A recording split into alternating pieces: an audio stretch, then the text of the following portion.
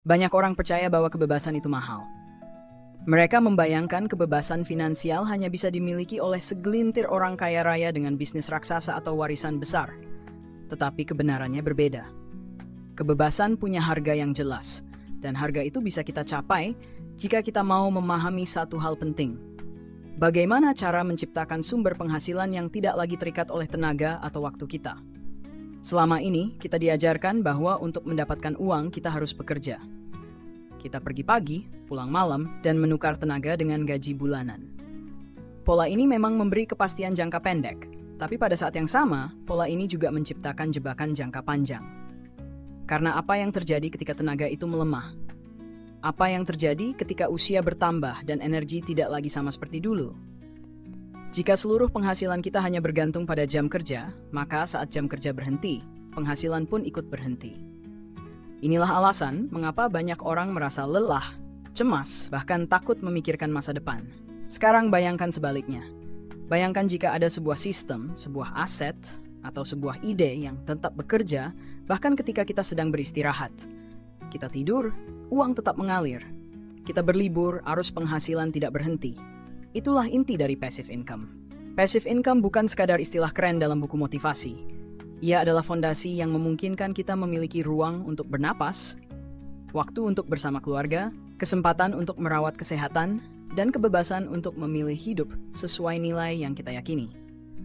Masalahnya, banyak orang salah paham. Mereka mengira passive income berarti kita bisa langsung kaya mendak tanpa usaha. Padahal kenyataannya, setiap aliran passive income tetap membutuhkan kerja keras di awal. Riset, membangun sistem, menanam modal, atau membangun kepercayaan. Perbedaannya adalah, setelah pondasi itu berdiri, uang tidak lagi bergantung penuh pada jam kerja kita. Inilah yang membedakan orang yang sekadar bekerja keras dengan orang yang bekerja cerdas. Coba renungkan sebentar. Sejak kecil kita terbiasa mendengar kalimat, belajarlah sungguh-sungguh supaya dapat pekerjaan yang baik. Tapi jarang sekali ada yang mengingatkan kita dengan kalimat, bangunlah sumber penghasilan yang bekerja untukmu. Itulah sebabnya banyak orang yang meski pintar, rajin, dan penuh dedikasi, tetap terjebak dalam roda yang berputar tanpa henti. Mereka mengira semakin keras bekerja berarti semakin cepat meraih kebebasan. Padahal tanpa strategi membangun passive income, kerja keras hanya akan membuat kita semakin lelah tanpa benar-benar maju. Kebebasan bukan berarti berhenti bekerja. Kebebasan berarti punya pilihan. Kita tetap bisa bekerja, tapi tidak lagi terikat oleh rasa takut kehilangan penghasilan jika berhenti sejenak. Kita tetap bisa berkarya, tapi dengan tenang karena kebutuhan dasar sudah tercukupi oleh aliran penghasilan yang stabil. Inilah keseimbangan yang dicari banyak orang, keseimbangan antara kerja, waktu, dan kehidupan. Dan inilah yang perlu kita sadari sejak awal. Kebebasan finansial bukanlah sebuah mimpi yang terlalu jauh. Ia bukan cerita eksklusif milik orang-orang kaya. Ia adalah hasil dari keputusan-keputusan kecil yang kita ambil hari ini. Keputusan untuk mulai mencari cara membuat uang bekerja. Keputusan untuk berani keluar dari pola lama yang hanya mengandalkan gaji bulanan. Keputusan untuk belajar, mencoba, dan perlahan membangun fondasi passive income yang akan menopang hidup kita di masa depan. Maka, jika hari ini kamu merasa hidupmu hanya berputar di antara kerja, gaji, dan tagihan, ini saatnya berhenti sejenak dan bertanya, apakah aku akan terus begini sampai tua? Atau apakah aku siap membuka pintu menuju kebebasan dengan mulai membangun passive income sedikit demi sedikit dari sekarang? Jika tadi kita berbicara tentang passive income sebagai pintu menuju kebebasan, sekarang mari kita lihat mengapa hal ini begitu penting dalam kehidupan nyata kita. Kebanyakan orang hidup dalam pola yang sama, bekerja keras di masa muda, berharap tabungan cukup ketika tua, lalu bergantung pada gaji atau pensiun. Pola ini seakan wajar, tapi sebenarnya rapuh. Cukup satu masalah besar, seperti kehilangan pekerjaan, sakit panjang atau krisis ekonomi, dan seluruh fondasi keuangan bisa runtuh dalam hitungan bulan. Passive income hadir sebagai jawaban atas kerentanan itu. Bukan untuk membuat kita malas, melainkan untuk memberi lapisan perlindungan. Dengan sumber penghasilan pasif, kita tidak lagi sepenuhnya bergantung pada satu pintu masuk uang. Kalau satu pintu tertutup, masih ada pintu lain yang tetap terbuka. Mari bayangkan sebuah pohon besar. Akar-akarnya menyebar ke banyak arah, menembus tanah yang berbeda. Jika satu akar rusak, pohon itu tetap bisa berdiri tegak. karena ada akar lain yang memberi makanan. Begitu pula dengan keuangan kita. Gaji bulanan hanyalah satu akar. Passive income adalah akar tambahan yang membuat hidup kita lebih kokoh. Namun di balik semua itu, ada hal yang sering disalahpahami. Banyak orang berpikir passive income hanya soal uang yang datang tanpa kerja. Padahal, esensi sebenarnya adalah sistem. Sistem inilah yang bekerja menggantikan tenaga kita. Mesin laundry koin, buku digital yang terus terjual, atau properti yang disewakan, semuanya adalah sistem. Kita membangunnya sekali, lalu sistem itu akan terus berjalan meski kita sedang tidak bekerja. Di titik inilah, kita perlu menyiapkan pikiran terbuka. Karena untuk membangun sistem, ada konsekuensi. Ada modal yang harus ditanam, ada waktu yang harus dikorbankan, ada risiko yang harus dihitung. Tapi itulah harga yang harus dibayar demi kebebasan. Dan inilah yang akan kita bahas lebih dalam. Ada 8 jalan passive income yang bisa menjadi akar baru bagi kehidupan finansial kita. Setiap jalan punya kelebihan, kekurangan, tantangan, dan peluangnya sendiri. Tidak semua cocok untuk semua orang, tapi setidaknya ada 1 atau 2 yang bisa kita mulai, bahkan dari kondisi sekarang. Sebelum masuk ke 8 jalan itu, mari kita simpan satu pertanyaan di benak kita. Apakah aku mau terus bergantung pada satu sumber penghasilan? Atau aku siap membangun akar-akar baru yang membuat hidupku lebih kokoh? Mari saya ajak kamu masuk ke sebuah kisah sederhana. Bayangkan ada 2 orang sahabat yang sama-sama rajin bekerja. Kita sebut saja mereka Ardi dan Bima. Ardi memilih jalur yang umum, bekerja dari pagi sampai malam, naik jabatan sedikit demi sedikit, gajinya bertambah seiring waktu. Ia bangga karena setiap bulan selalu ada penghasilan yang bisa diandalkan. Namun seluruh hidup Ardi bergantung pada gaji itu. Begitu gajinya terlambat turun, ia mulai panik. Begitu ada cicilan baru, ia mulai stres. Dan ketika suatu hari perusahaan tempatnya bekerja melakukan pemangkasan karyawan, Ardi tersadar. Semua kerja kerasnya selama bertahun-tahun seakan hilang dalam semalam. Di sisi lain, ada Bima. Sama seperti Ardi, ia juga bekerja keras.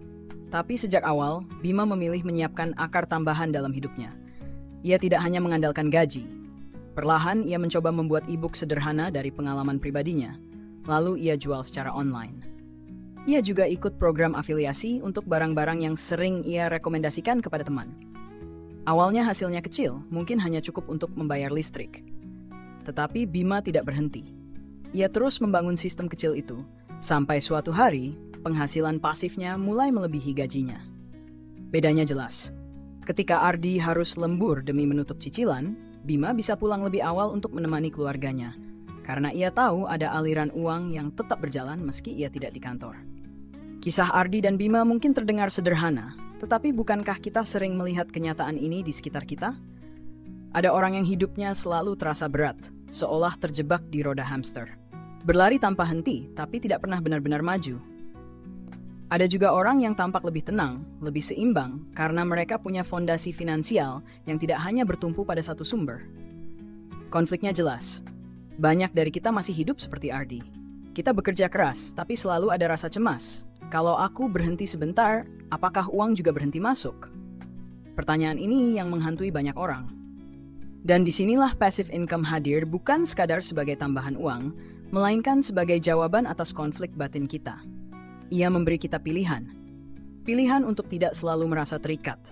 Pilihan untuk tidak takut kehilangan segalanya hanya karena satu pintu rezeki tertutup. Kisah Ardi dan Bima menunjukkan sebuah kenyataan pahit sekaligus harapan besar. Pahitnya adalah kerja keras tanpa strategi bisa membuat kita rentan.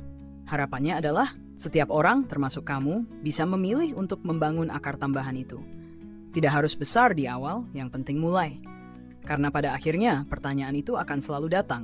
Apakah kita mau terus berlari di roda hamster, ataukah kita berani melangkah keluar dan membangun jalan baru menuju kebebasan? Pertama, mesin otomatis seperti vending machine dan laundry coin. Bayangkan sebuah mesin kecil yang kamu letakkan di kampus, stasiun, atau pusat perbelanjaan. Mesin itu tidak butuh kasir, tidak perlu penjaga, tapi tetap menjual minuman, camilan, bahkan kebutuhan sehari-hari. Atau mesin laundry coin di sebuah apartemen yang ramai, tempat orang bisa mencuci dan mengeringkan pakaiannya tanpa harus menunggu pegawai. Kedengarannya sederhana, tapi di balik kesederhanaan itu ada daya luar biasa. Mesin tetap bekerja ketika pemiliknya sedang beristirahat. Tantangannya jelas, modal awalnya tidak kecil, butuh riset lokasi, dan perlu perawatan rutin. Namun, jika lokasi tepat, pengembalian modal bisa terjadi dalam waktu singkat. Kedua, cuci motor self-service. Di negeri dengan jumlah motor yang luar biasa banyak, kebutuhan mencuci motor hampir tidak pernah habis. Sekarang bayangkan sebuah tempat dengan mesin cuci otomatis, di mana pengendara hanya perlu memasukkan uang, lalu motor mereka bersih sesuai selera. Pemilik usaha tidak perlu repot mencari pegawainya, karena sistem sudah berjalan sendiri. Tentu ada risiko, mesin rusak, lokasi kurang ramai, atau kebiasaan masyarakat yang masih suka dilayani. Tapi justru karena masih jarang, peluangnya terbuka lebar bagi yang berani memulai. Ketiga, lahan parkir. Di kota besar, mencari parkiran sering lebih sulit daripada mencari tempat makan. Lahan kosong yang tidak digunakan bisa disulap menjadi parkiran motor atau mobil. Setiap kendaraan yang keluar masuk menjadi aliran rupiah tambahan. Modalnya relatif lebih rendah dibanding membangun properti, apalagi jika lahan sudah dimiliki. Tetapi jika harus menyewa, perhitungan harus cermat agar tidak malah merugi. Satu hal yang pasti, selama jumlah kendaraan terus bertambah dan ruang kota semakin sempit, kebutuhan parkir tidak akan pernah hilang. Keempat, menjual e-book atau produk digital. Sekali ditulis, ia bisa terjual berkali-kali tanpa biaya cetak atau gudang. Misalnya pengalaman pribadi, riset unik, atau pengetahuan yang tidak mudah ditemukan di internet. E-book bisa menjadi aset yang bekerja sepanjang waktu. Namun ada sisi lain yang jarang dibicarakan. Butuh usaha besar di awal, mulai dari menulis, membuat desain, hingga memasarkan. Tidak semua orang sabar melewati proses itu. Tetapi mereka yang tekun akan menemukan bahwa satu karya kecil bisa membuka pintu penghasilan yang tidak pernah mereka bayangkan. Kelima, bisnis afiliasi. Kita sering melihat orang membagikan tautan produk di media sosial. Sekilas terlihat sepele, tapi di balik itu ada potensi yang besar. Setiap kali seseorang membeli lewat tautan itu, pemilik tautan mendapat komisi. Tidak perlu stok barang, tidak perlu repot mengirim, hanya perlu membangun audiens dan kepercayaan. Tentu tidak semudah terlihat. Persaingan banyak, kepercayaan sulit dibangun, dan konten harus konsisten. Tetapi bagi yang tekun, ponsel dan koneksi internet saja bisa berubah menjadi mesin penghasil uang. Keenam, menyewakan mobil. Banyak orang butuh kendaraan, tapi tidak ingin membeli. Mobil pribadi yang biasanya hanya menjadi beban cicilan, bisa diubah menjadi aset produktif. Setiap kali disewa, mobil itu berubah dari liabilitas menjadi sumber pendapatan. Namun, ada sisi yang perlu diperhatikan. Biaya perawatan, risiko kerusakan, dan tanggung jawab hukum. Jika sistem disiapkan dengan baik, menyewakan mobil bukan sekadar cara menutup biaya cicilan, melainkan cara untuk melipat gandakan nilai aset. Ketujuh, investasi di usaha orang lain dengan sistem bagi hasil. Tidak semua orang ingin atau mampu menjalankan bisnis.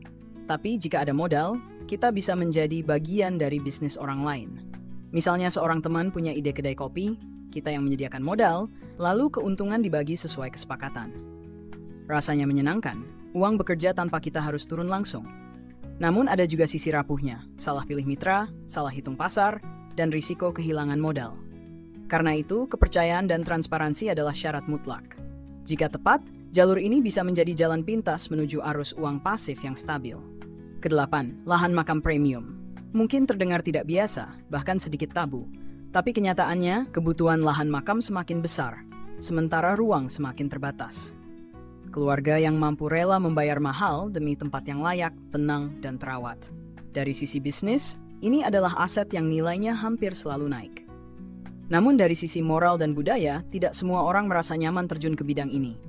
Disinilah keputusan menjadi pribadi. Apakah peluang finansial ini sesuai dengan nilai yang kita yakini? Jika iya, potensi keuntungannya bisa sangat besar. Setiap jalur passive income membawa cerita berbeda. Ada yang butuh modal besar, ada yang hanya butuh kreativitas, ada yang cepat balik modal, ada yang butuh waktu panjang. Tapi satu benang merah menyatukan semuanya. Begitu sistemnya berdiri, kita bisa merasakan sebuah pergeseran.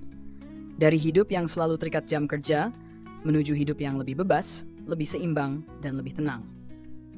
Kita sudah berjalan cukup jauh.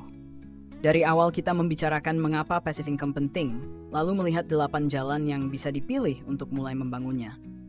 Mari kita tarik benang merah agar semakin jelas. Ada mesin otomatis seperti vending machine atau laundry coin yang bekerja tanpa penjaga.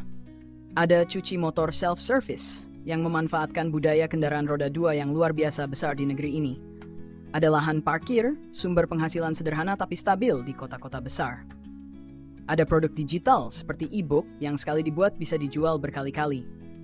Ada bisnis afiliasi yang mengubah media sosial menjadi sumber penghasilan. Ada mobil yang disulap dari beban cicilan menjadi aset penyewa. Ada investasi di usaha orang lain di mana modal kita bekerja tanpa harus turun tangan. Dan ada lahan makam premium, peluang yang tidak biasa tapi nyata di tengah semakin sempitnya ruang kota. 8 jalan ini bukan sekadar daftar ide.